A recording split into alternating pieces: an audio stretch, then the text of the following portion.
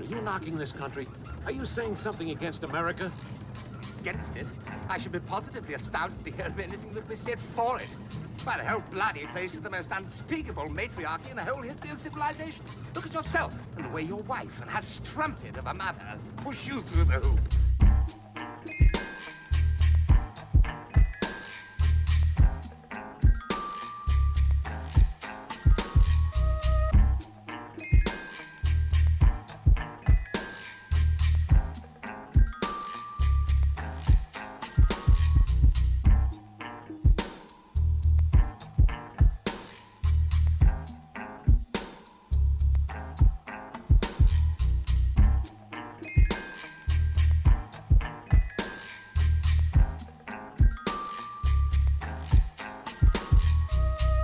Welcome.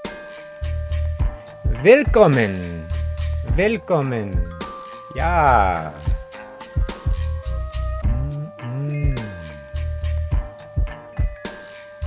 Hallo. Wie geht's du denn? Wie geht's du denn? Hallo. Hello, hello. Willkommen. So I took a little risk for this section here of, remember, it is a critique of Mein Kampf, labeling Hitler as a benevolent psychopath. It's the spirit behind Luke, I am your father, as I have to introduce, because I want to make sure that the TOS or whatever understands what I'm doing and there's no confusion. And I have called this section, because it ends on 44, Death's Door, instead of Deutschland über alles, I called it Toten über alles, which means death for all, because that was Hitler's actual plan. We are critiquing Mein Kampf here, as you can see, unabridged edition. It's hard to find these. And the reason I called it this is because of what I've been speaking about, and that is Shemitism. Where does Shemitism come from? Where did Shem get his features?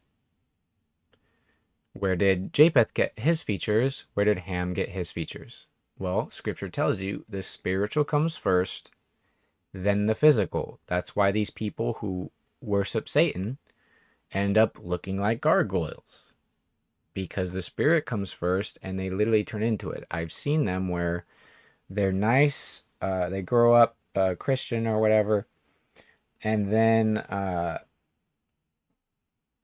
they end up getting into Satanism. I've seen this transition.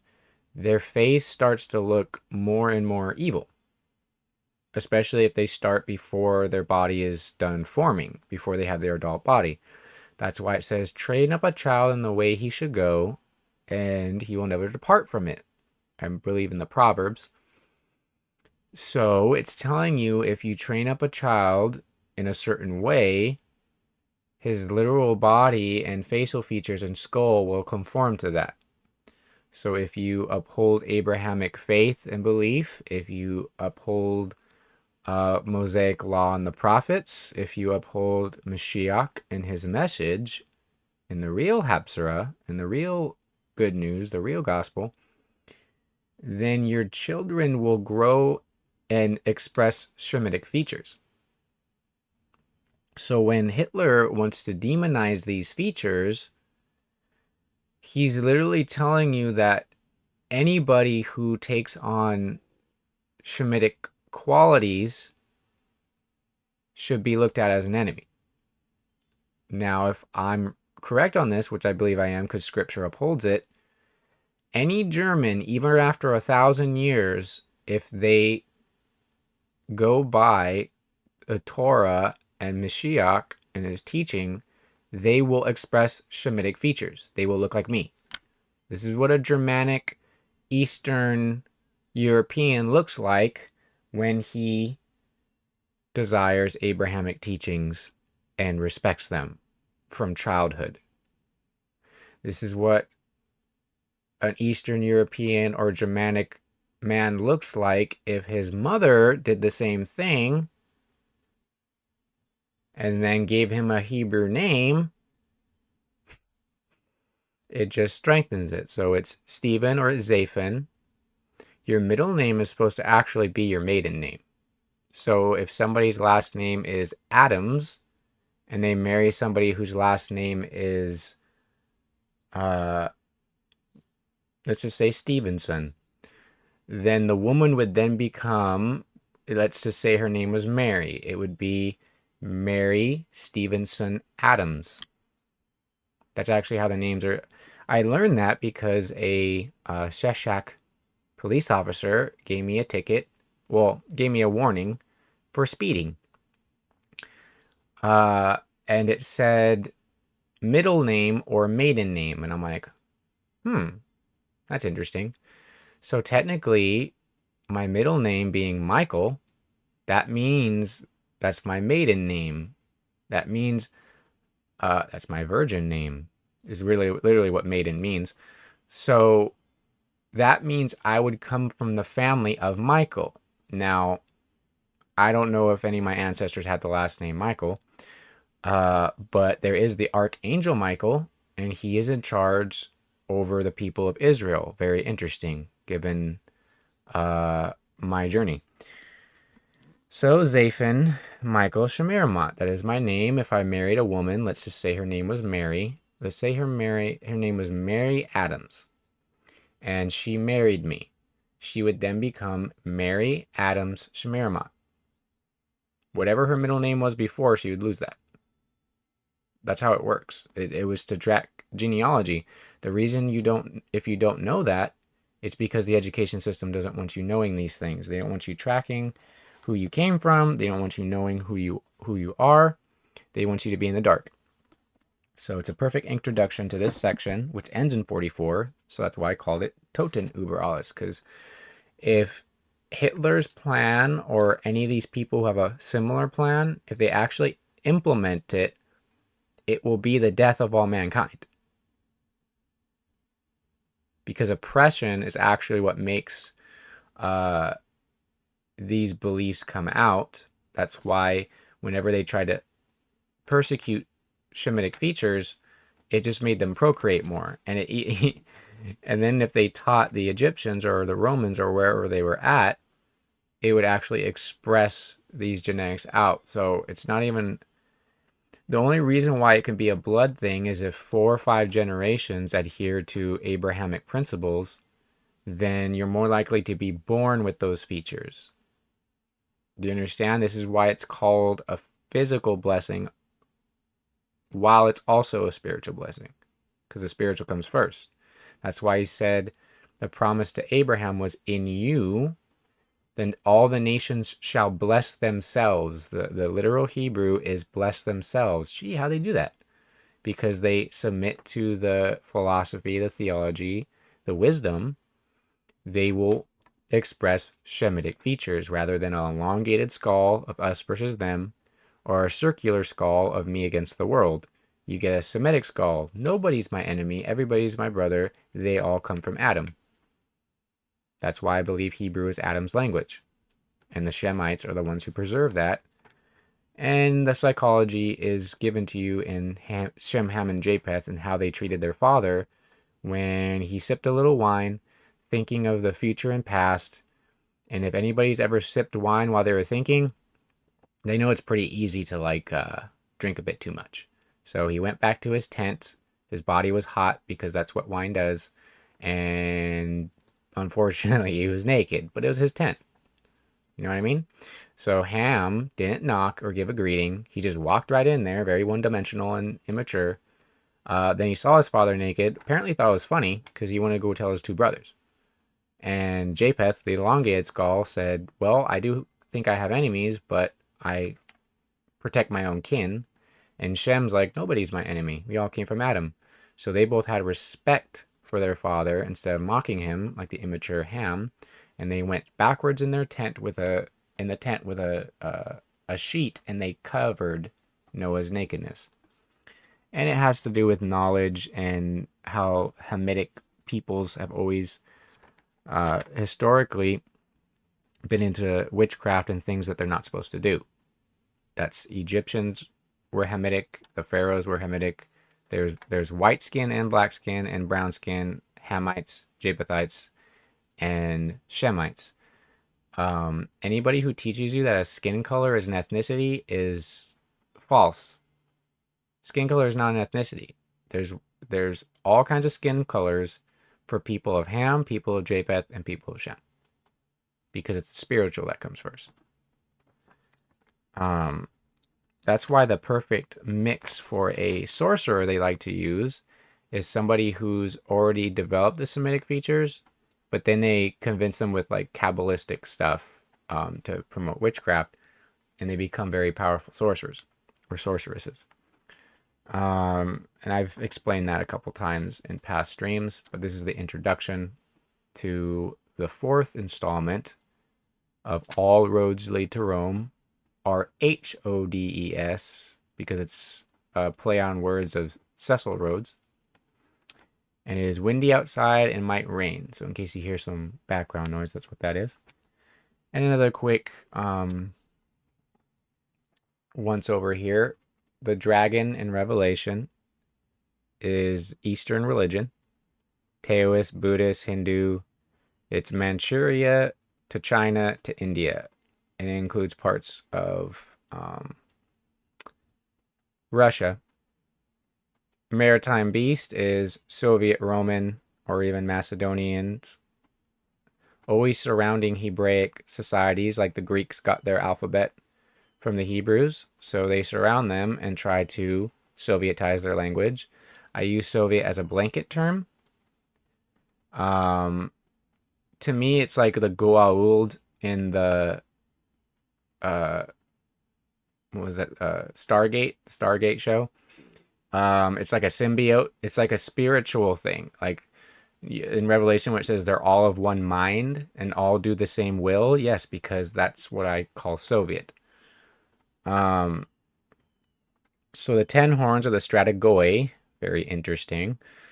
The 10 rulers, the 10 commanders, actually. And they would always send these philosophers to the east. They would go to India or China or Egypt or all three, and they would come back to Greece and try to bastardize the people from Hebraic, which is Eber, and Abrahamic teachings. Now, all these traveling philosophers, with all the power of Asia and Rome and the pharaohs, and now Britain, you get on one side the Bavarian Illuminati. GOP is the Grand Old Party. Gee, why is it so old?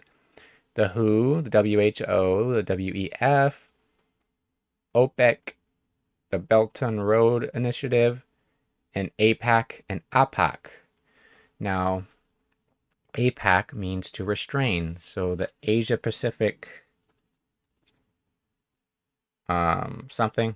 Because if you look it up, APAC is like all the Asiatic countries. APAC, where is AIPAC, is the pack with Israel and the US. And OPEC is the oil. So it's interesting how they all sound similar, and it's all a Hebrew word meaning to restrain. Now, the black here is the physical: NATO, UN, CIA, NASA, NSA, FBI, Project Mockingbird, EU, and the Vatican. You mix all that together and you get democracy that they call a New World Order.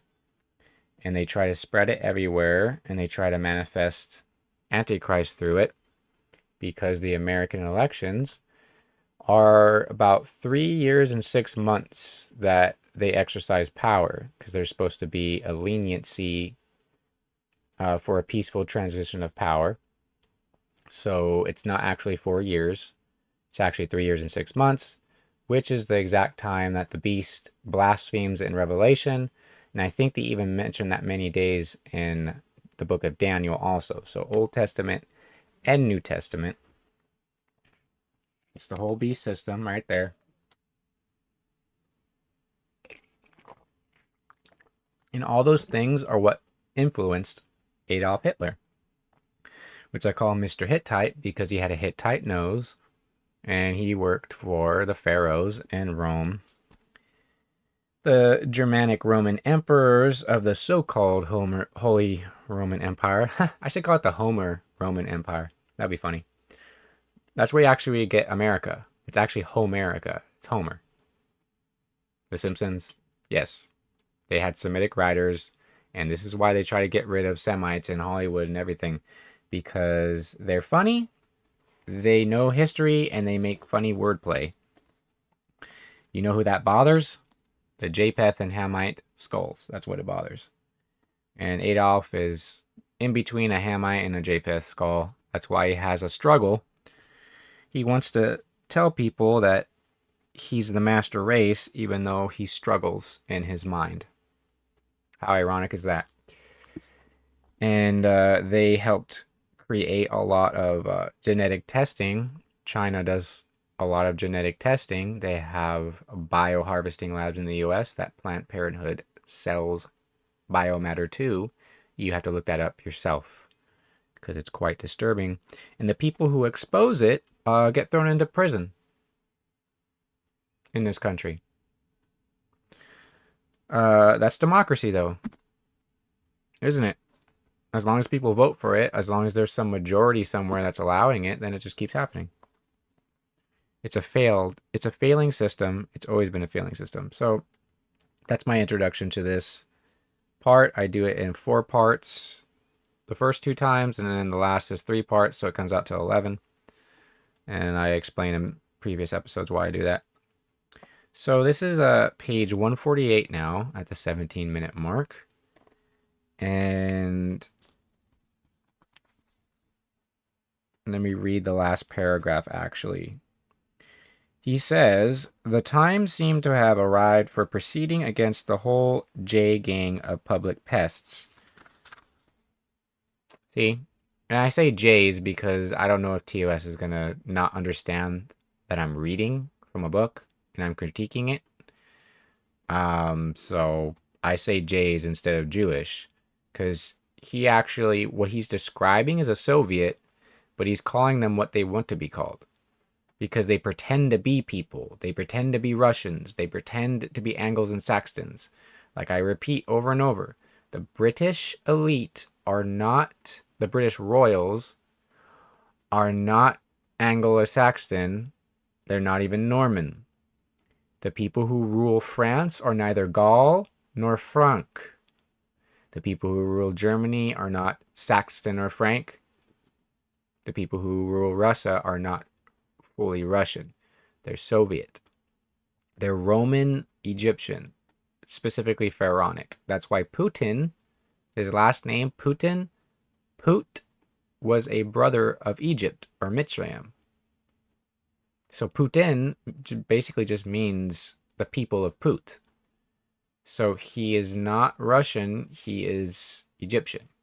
Well, specifically Pharaonic, because the pharaohs thought that white skin made you holy. That's why they wore the orange makeup, just like politicians in this country. Many of them have worn the orange makeup to keep their skin white. And their slaves were not pharaonic. They were a mix of all kinds of different peoples, and they called them Egyptian. They're actually, in their language, it was Fela, was a servant or a slave. And isn't it interesting, in English, we have, hey, little fella. But I digress. Let's continue.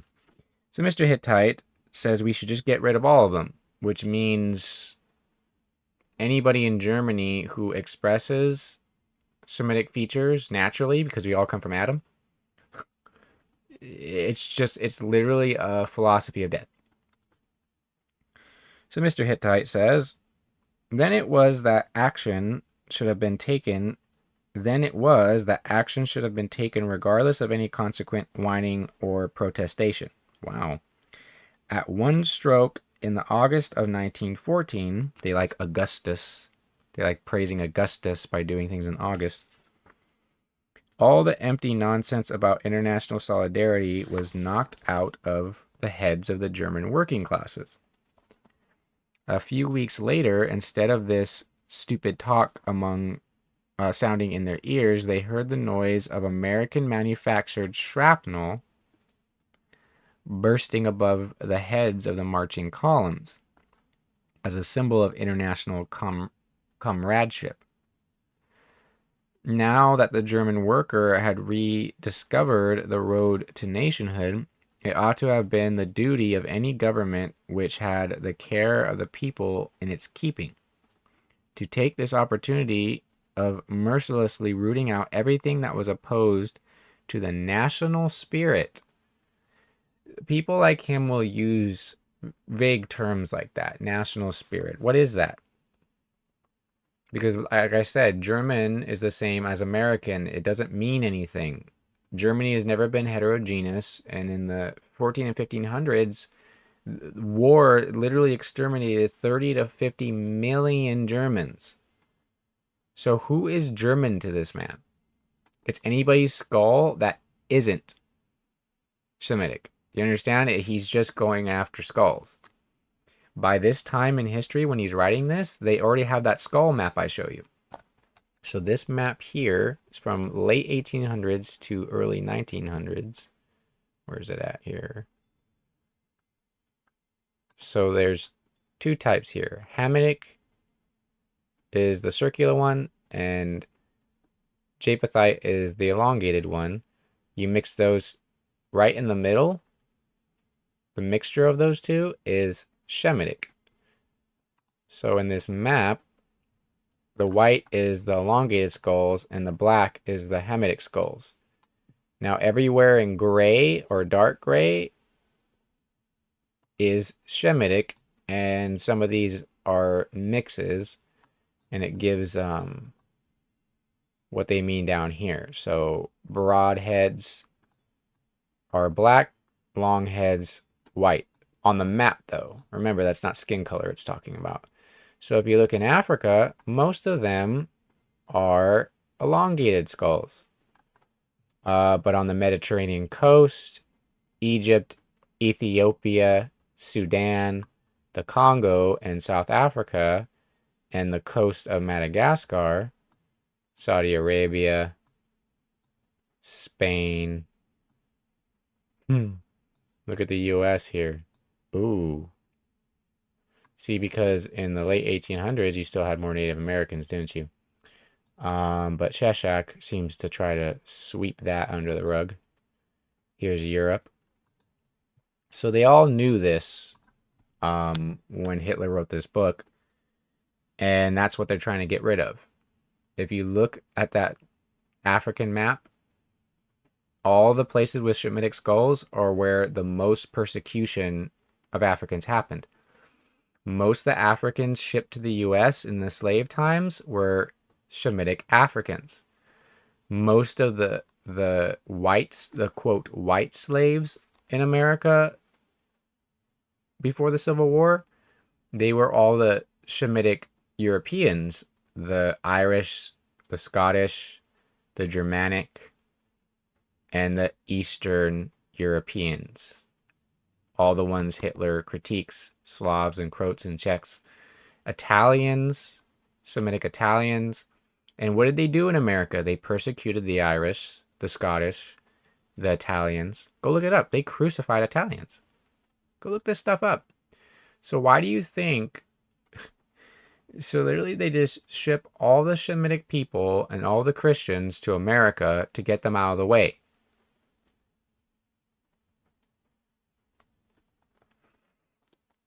Let's continue here at the 24-minute mark.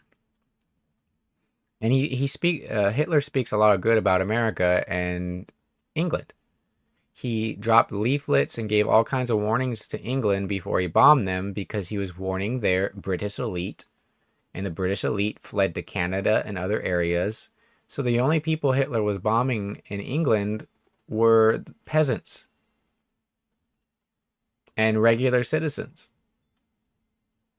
He warned all the British elite to leave. Isn't that something? And guess what? In World War I and most of World War II, Vatican was a no-fly zone. Everybody respected the Vatican. Everybody respected Sheshak, didn't they? So in 1933, Time magazine named Hitler Man of the Year because basically he was funded by Prescott Bush and the Rockefellers to destroy Europe from the inside out and put America as the top capstone on the British Roman pharaonic pyramid. You just have to research history. Most people don't, unfortunately. So he continues here. Now that the German worker had rediscovered the road to nationhood, says Mr. Hittite, it ought to have been the duty of any government which had the care of the people in its keeping to take this opportunity of mercilessly rooting out everything that was opposed to the national spirit. While the flower of the nation's manhood was dying at the front, there was time enough at home at least to exterminate this vermin. Okay, you see how it's just page 148. It's with like 300 pages to go, and it's already escalating. But instead of doing so, His Majesty the Kaiser, nephew, I think, of Queen Victoria, or related to her. Him and Tsar Nicholas were related. They were cousins. Tsar Nicholas called Kaiser Cousin Willie. Cousin or Uncle Willie or something like that. They're related. They're cousins. Kaiser held out his hand, he says, to these criminals, thus assuring them his protection and allowing them to regain their mental composure. And so the Viper could begin his work again. It's like, isn't that ironic?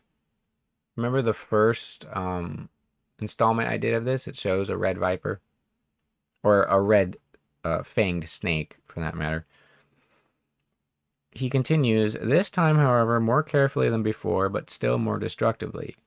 While honest people dreamt of reconciliation, these perjured criminals were making preparations for a revolution.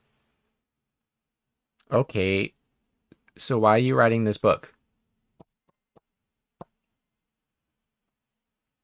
Because you're making preparations for a revolution. Like, this man is just a hypocrite. I don't know if I'm going to be able to get through this whole book, to be honest. It's starting to get kind of irritating, but I'll try. Naturally, he says, I was distressed at the half measures which were adopted at that time, but I never thought it possible that the final consequences could have been so disastrous. But what should have been done then? Throw the ringleaders into jail, prosecute them, and rid the nation of them? Uncompromising military measures should have been adopted to root out the evil. Parties should have been abolished and the Reichstag brought to its senses at the point of the bayonet, if necessary. Or you just hire some mentally disabled man to set it on fire. Anyway. It would have been still better if the Reichstag had been dissolved immediately. He doesn't like the Reichstag, does he? Well, it burned down right when he took power, coincidentally. And they blamed it on a mentally disabled man. So, just like Columbine. Oh, just like a certain sandy fishhook. So, just as the Republic, he says, today dissolves the parties when it wants to, so in those days there was even more justification for applying that measure, seeing that the very existence of the nation was at stake. Of course, this suggestion would give rise to the question, is it possible to eradicate ideas by force of arms? Could a Weltanschauung be attacked by means of physical force? So remember, Weltanschauung is like a movement, I guess. You could say that MAGA, the Make America Great Again thing, that's a Weltanschauung. That seems to be what it means, but because there's I guess debate on how to translate it to English, it just keeps it in the book as the German word, which makes me think it's a Babylonian word. That's probably why it's hard to translate. He continues, at that time I turned these questions over and over again in my mind by studying analogous cases exemplified in history, particularly those which had arisen from religious circumstances. I came to the following fundamental conclusion. Oh boy. He says ideas and philosophical systems, as well as movements grounded on a definite spiritual foundation, whether true or not, can never be broken by the use of force after a certain stage. What do you mean? Like, because the Christian church was very small when it began, it just spread really fast, and Rome was never able to extinguish it. Anyways. He says, except on one condition, namely that this use of force is in the service of a new idea, or Weltanschauung, which burns with a new flame. Oh, like MAGA. Make America Great Again. And remember, whenever someone's called the Great, Alexander the Great, or any of these people, it's because they acquired the most casualties as a single warlord. That's why it's called Great Britain, because it slaughters the world, historically. He continues, the application of force alone without moral support based on a spiritual concept can never bring about the destruction of an idea or arrest the propagation of it unless one is ready and able ruthlessly to exterminate the last upholders of that idea, even to a man, and also wipe out any tradition which it may tend to leave behind.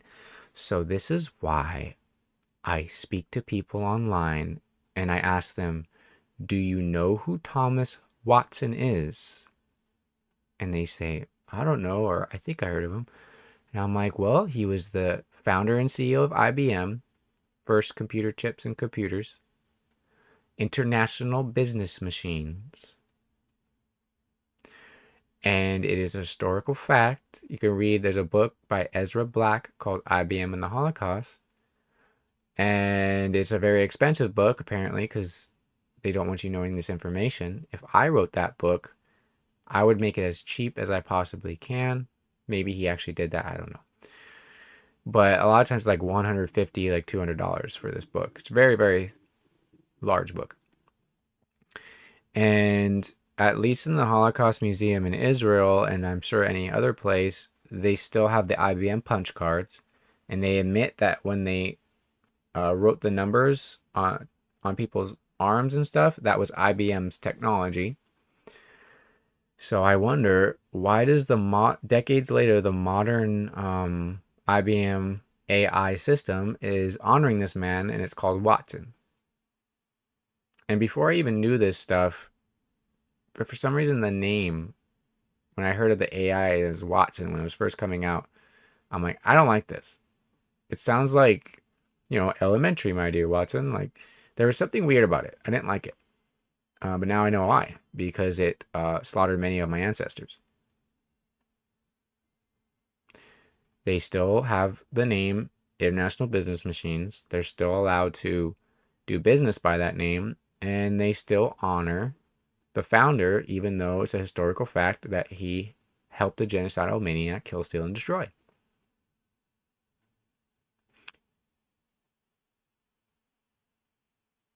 And AI, in Hebrew, at least the city of AI in Hebrew, means to go to ruin. And AI is about facial recognition, thumbprint scanning, and data collection. So this technology that was given to Hitler was a census sheet where you mark like a Scantron in high school. It's the same technology with a number 2 pencil or whatever they had at the time that it scanned off of. I think it was actually a punctured. You'd actually puncture the hole in the older technology. And then the machine that reads it so that you can scan through all this data really fast was IBM's technology. Germany was its largest money maker before World War II. So this technology named people by name, their assets, their gold and silver. They wanted to name all their family tree. anything a regular census would do. So they knocked on doors saying they either came from the synagogue or the mosque or the church, and they're saying, who is your daddy and what does he do? So now this AI system named after this man has to do with facial recognition, thumb scanning, and data collection. And for some reason, there's a lot of people who think that what I'm saying is nonsense, even though it's not conspiracy theory or anything. It's just historical fact. It's what these people's names are. He did help them do that. It's the technology. And Lenovo, I already showed you Lenovo, a Chinese company, bought a lot of IBM's computer making companies and took on a bunch of their debt in this deal. And then after that, there was the biggest Chinese data leak in American history. Like 90% of politicians and government officials and military officials got all their data stolen by China. And for some reason, that story just gets swept under the rug. I bet you if like any of these countries that have oil did that to America, we'd be at war with them right now. Not China, though. They get away with it for some reason. So, let me read more here. So when Hitler's talking about doing this, if the IDF are using an AI called Hapsara, which is the good news or the gospel, you can actually cut it up to mean, behold the house of Sarah, and Sarah gives birth to the child of promise. So you can even prove in Hebrew, that's why they call it the good news. That's why they call the gospel the good news, the Hapsara, because Sarah gave birth to the child of promise, and that's supposed to represent Messiah. And Sarah means princess. So if they don't believe in the New Testament, then what would their good news be? That the New Testament doesn't exist anymore. That would be their good news, wouldn't it? So these are the things people need to meditate on. Because a man is about to become president. A man, not a woman, is about to become president that's going to implement all this. He talked about doing deals with China to the media, and then just turned to the sky and said, I am the chosen one. Messiah was crucified for saying that. These are the things people need to pay attention to. So, Mr. Hittite continues. Now, in the majority of cases, this is page 149 at the 39-minute mark,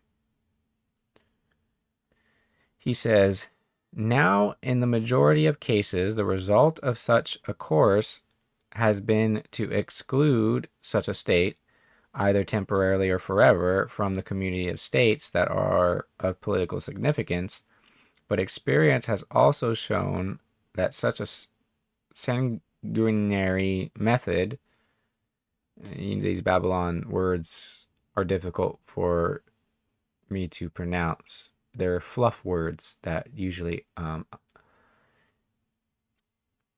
intellectually weak people use. They just learn these words. Like, I used to be able to know all the names of dinosaurs and pronounce them. It didn't mean I was intelligent at all.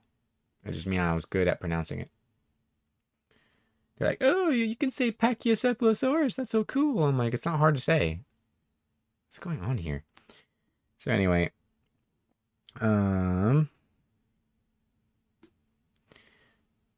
so whatever this word is, a method of extirpation arouses the better section of the population under the persecuting power.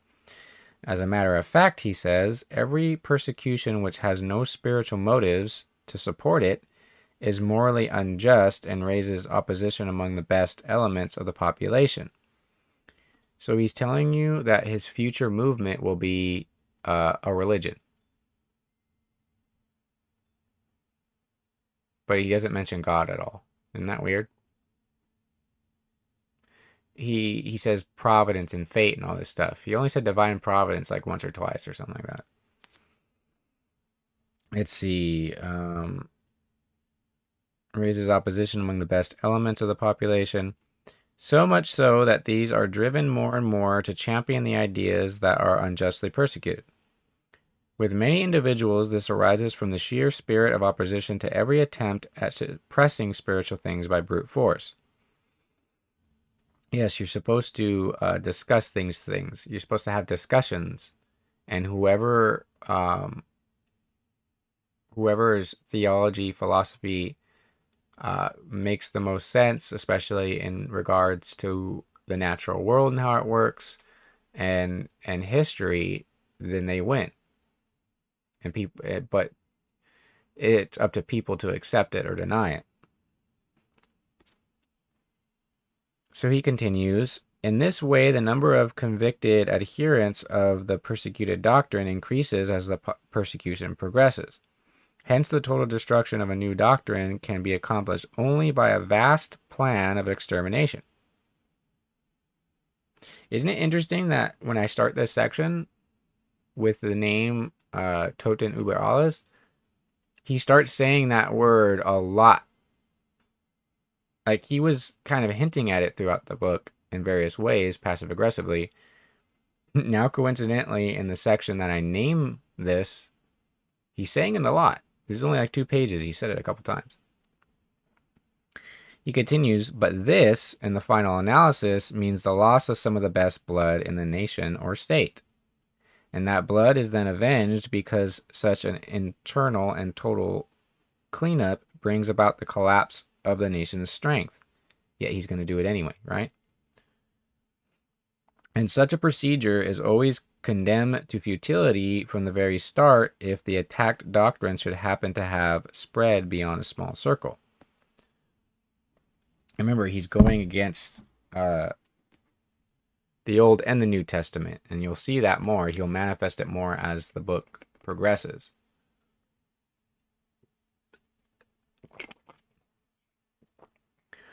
It's getting nice and cold now, so now I don't even have to cool off the camper anymore.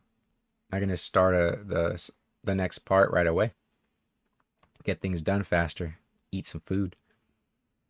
So he continues, that is why in this case, as with all other growths, the doctrine can be exterminated in its earliest stages. As time goes on, its powers of resistance increase until at the approach of age it gives way to younger elements, but under another form and from other motives.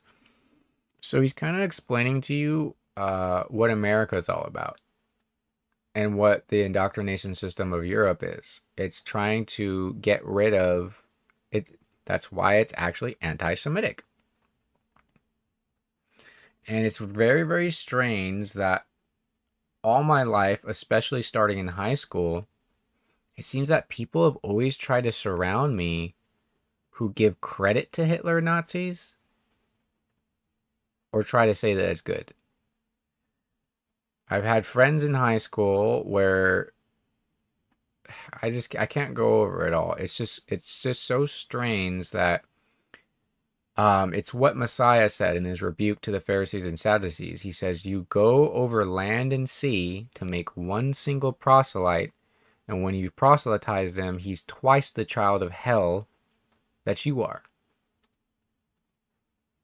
So he's saying 2,000 years ago, they would cross land and sea just to make one single proselyte, one single convert. So now with all this technology, what do you think they're doing with that?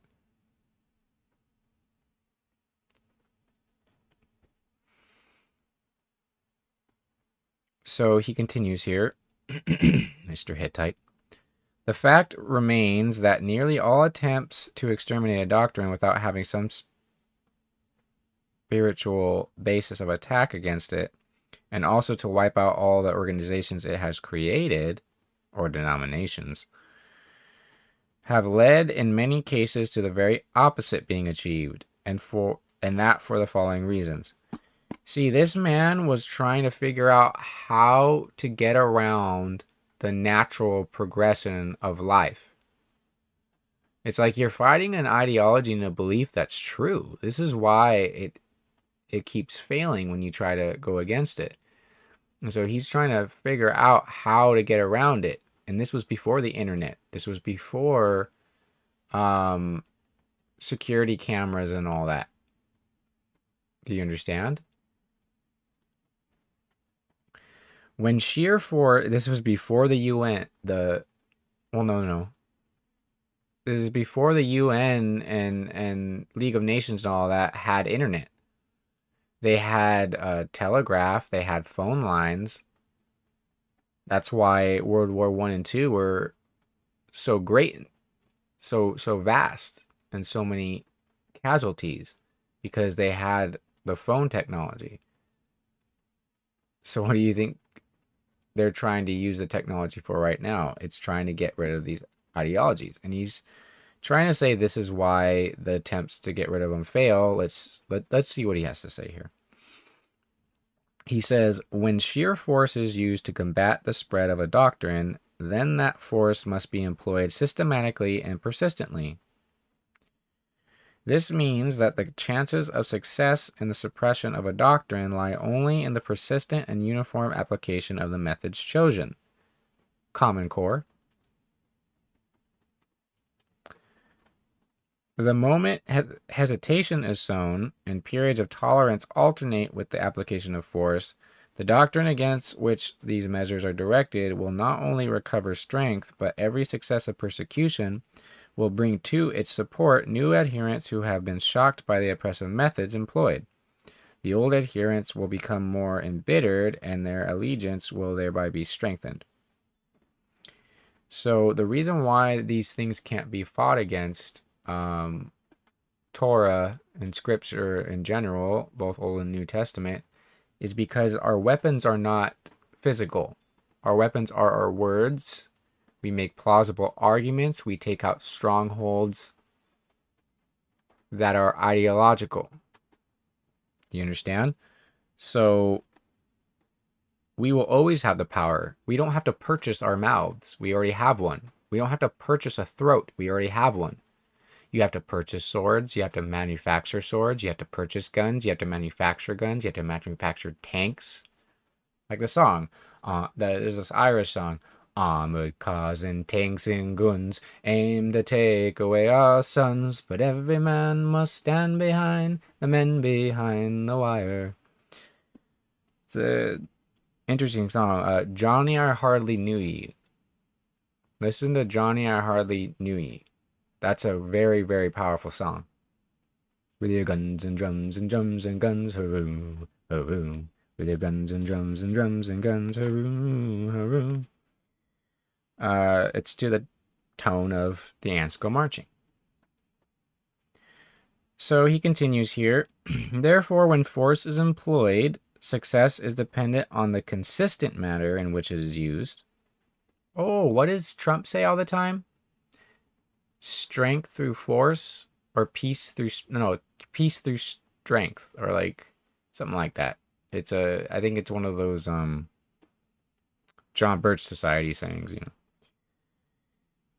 He says, this persistence, however, is nothing less than the product of definite spiritual convictions. Every form of force that is not supported by a spiritual backing will be always indecisive and uncertain.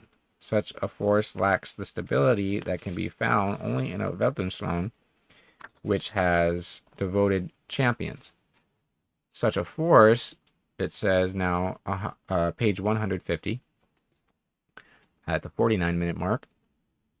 Such a force is the expression of the individual energies. Therefore, it is from time to time dependent on the change of persons in whose hands it is employed, and also on their characters and capacities. So, you know what's very interesting is that after World War II, more and more they tried to demonize German people in general, and they tried to say that the Nazis were Christian. Do you understand? You have to understand what they're trying to portray after World War II.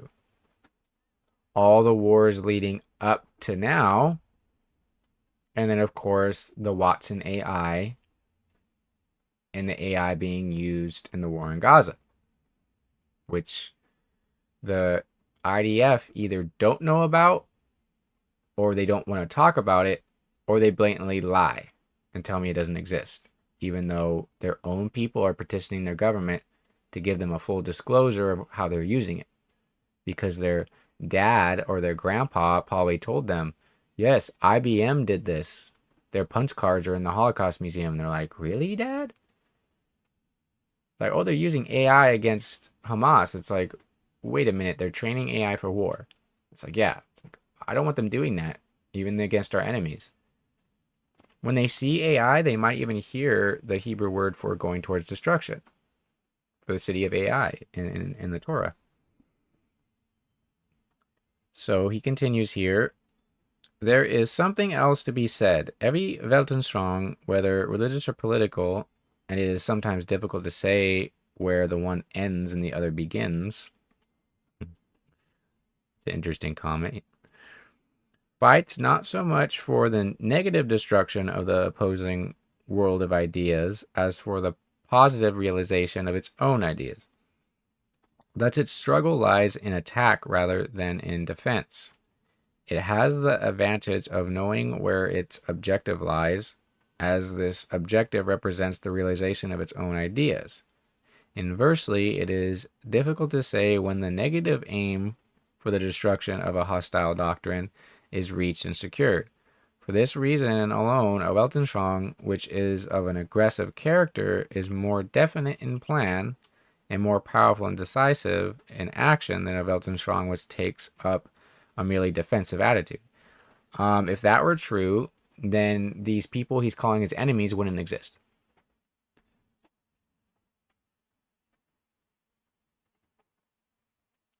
I encourage people to read The Art of the Deal. I bet you there's some crazy stuff in there too. If force be used, says Mr. Hittite, to combat a spiritual power, that force remains a defensive measure only so long as the wielders of it are not the standard bearers and apostles of a new spiritual doctrine. Interesting wordage he uses here. Verbiage. Sorry. Wordage is so hillbilly. I need to say verbiage. I am not egotistical. I'm just showing my potential. Have you ever heard that song? Call a Taxi? Go look at that song. Don't call a taxi for me. Get it on the double at emergency. He continues, to sum up, the following must be borne in mind, that every attempt to combat a Weltanschauung by means of force will turn out futile in the end if the struggle fails to take the form of an offensive for the establishment of an entirely new spiritual order of things. An entirely new spiritual order.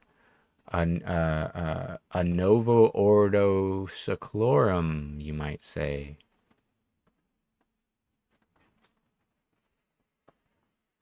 Wasn't it Rockefeller that changed? So Prescott Bush and Rockefeller fund Hitler, and then Rockefeller is the one that changed the $1 bill in the 90s to have that seal on the back of it. Novo Ordo Seclorum. New order for the ages. It's actually a new secular order for the ages. Seclorum. Non-religious. Mr. Hittite continues, it is only in the struggle between two Weltanschauungen that physical force, consistently and ruthlessly applied, will eventually turn the scales in its own favor. It was here that the fight against Marxism had hitherto failed. So, remember, they always try to call Christians communists. That's a classic trick. Back in Roman days, they just called them atheists and nihilists, which they weren't. But it's because they wouldn't burn incense to Kaiser. So it's interesting here that that's very Roman, where he says, oh, you have to apply force, constant force. It's like, how did that work out for the Roman emperors?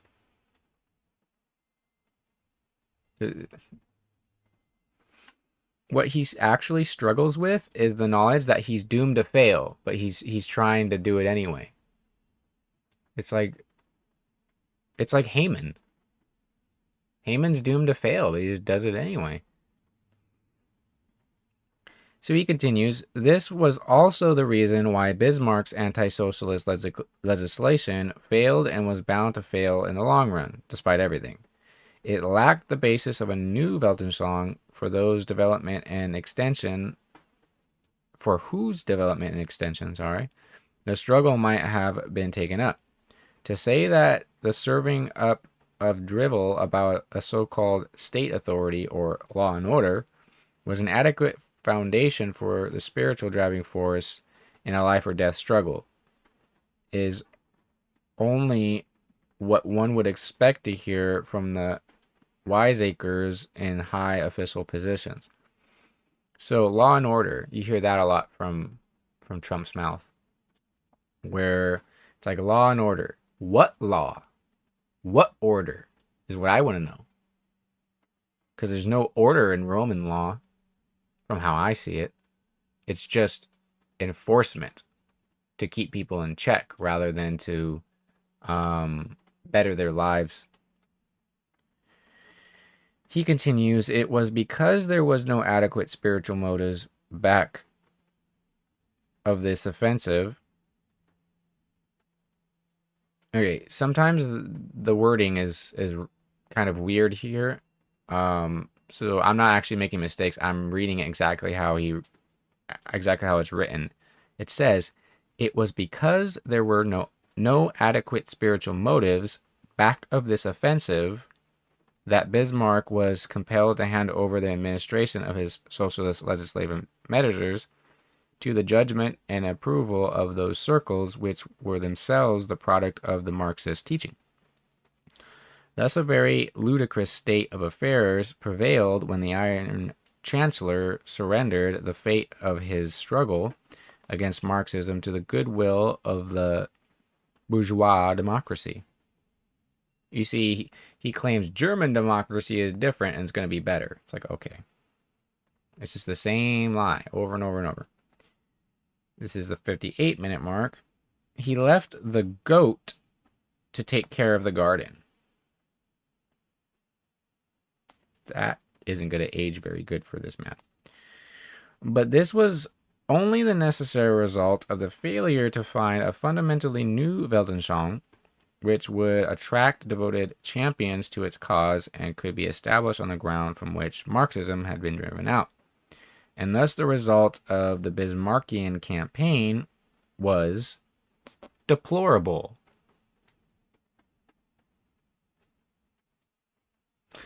Very interesting verbiage there, Mr. Hittite.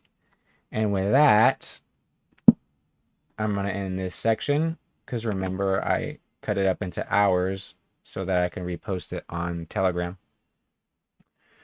And it's nice to actually take a break and not speak for 2 or 3 straight hours.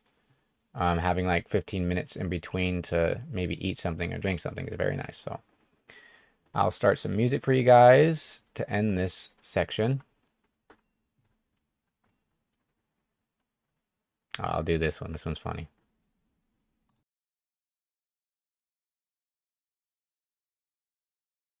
Ladies and gentlemen, I'm blind, but I'm able to read thanks to a wonderful new system known as Braille. I'm sorry, I'll just feel that again.